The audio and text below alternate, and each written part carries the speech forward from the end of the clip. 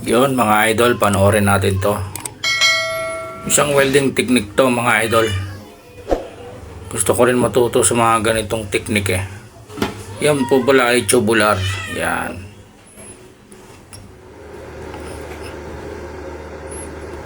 $70 pirahe. Ayos yan mga idol, lakas-lakas yan. Ang gamit niyang welding rod ay E6013 2.6 mm. Ayos.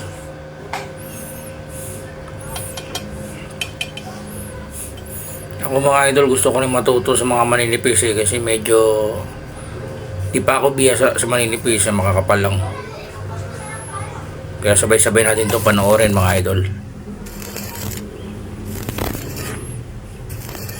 Ano? Kaanong kamay oh. Mali pala.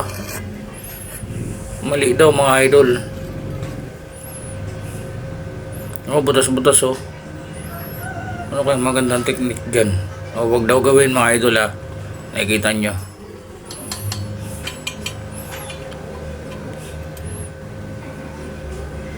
Ay, ang galing oh.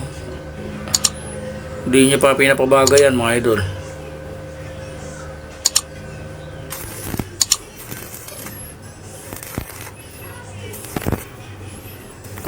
Oh, galing oh. Hindi man lang bumutas oh.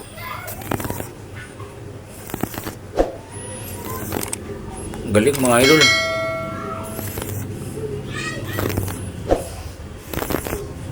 Gaan ang kamay niya mga idol oh. Oh, parang kaliskis di yata yun eh oh.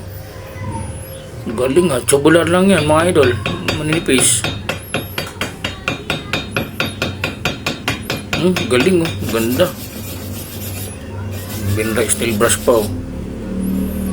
Galing.